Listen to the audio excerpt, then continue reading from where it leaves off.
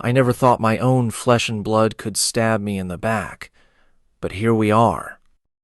For years, my elder brother and I worked together in the family business under my father's guidance. As he entered semi-retirement, the responsibility of running the company fell on us.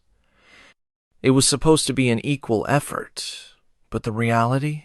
I was bringing in 90% of the revenue while my brother coasted on his past work, contributing only 10%, and even that was a stretch. It started subtly. At first, he'd take a little extra cash here and there. He'd justify it by saying he had family obligations, school fees, home repairs, and the occasional needed vacation. I turned a blind eye.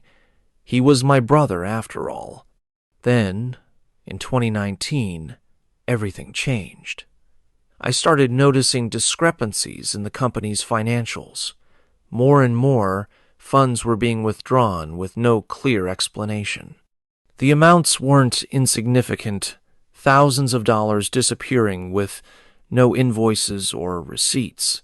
At first, I assumed it was a bookkeeping error, maybe even a miscommunication. But when I confronted my brother, he brushed me off. "I've been working for 20 years, he said dismissively.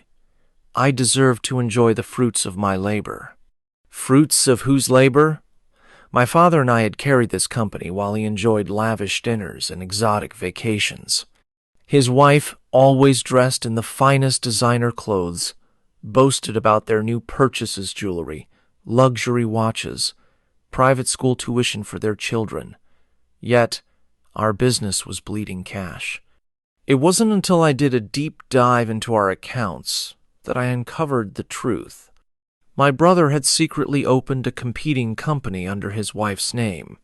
For over a year, he had been funneling all his business earnings into this shadow entity while still relying on our company's finances to cover all his bills, personal and professional.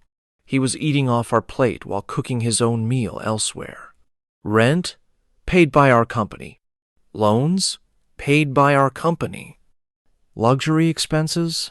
All covered while he diverted his actual earnings into his hidden business. I was livid. This wasn't just theft.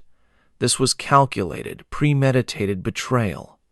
I confronted him, and the audacity in his response nearly broke me.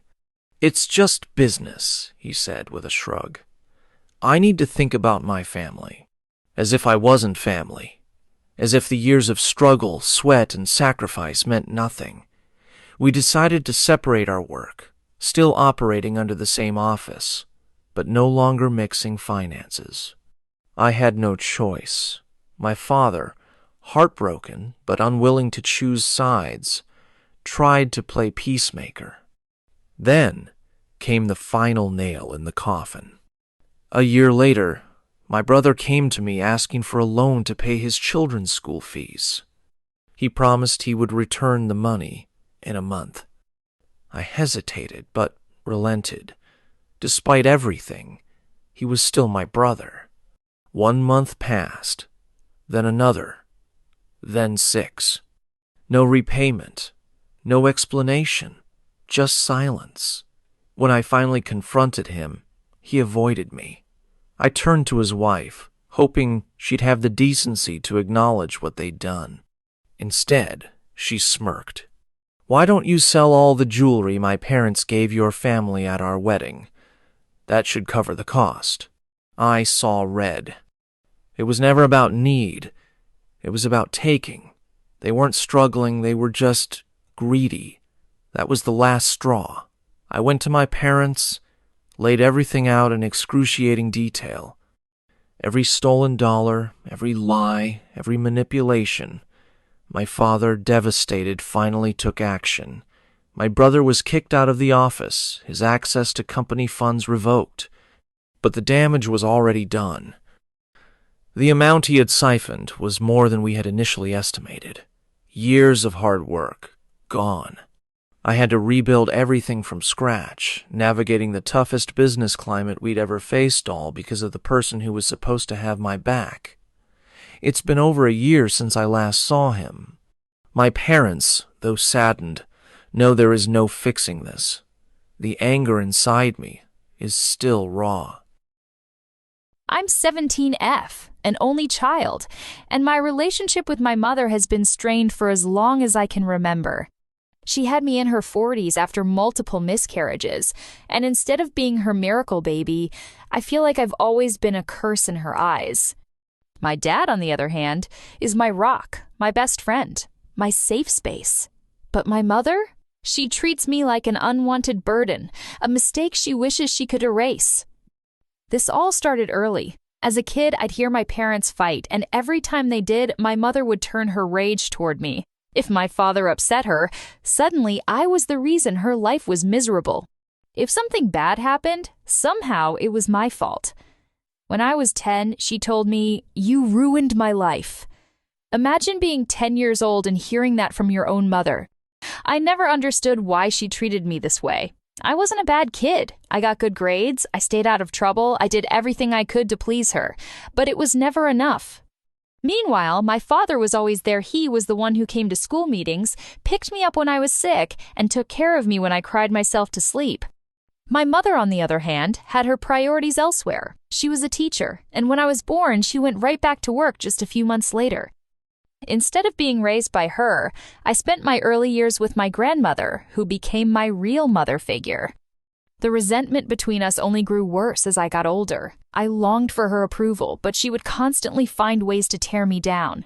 Then, when I was 16, something happened that shattered any hope I had left for a real mother-daughter bond. My dad found out I had a boyfriend. Now, I know what you're thinking. Big deal, right? Teenagers date.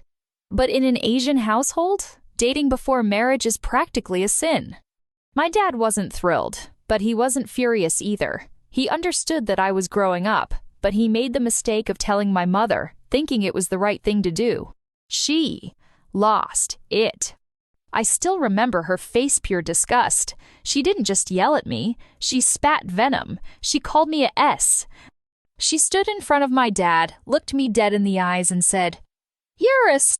That's why you're running around with boys." I was stunned. I turned to my dad, praying he'd defend me, and oh boy, he did. He was shaking with rage, telling her she had no right to call her own daughter that, but she doubled down, insisting I was ruining my reputation, ruining our family name, ruining everything. After that, things were never the same. She started using the word casually, like it was my new name. Any argument we had, she'd throw it in my face. If I wore something slightly fitted, if I went out with friends, if I so much as smiled at my phone, she'd whisper it under her breath like a curse. And when I finally broke down and confronted her, she gave me the most infuriating excuse. I said it in the heat of the moment. Heat of the moment? It had been months, years. She still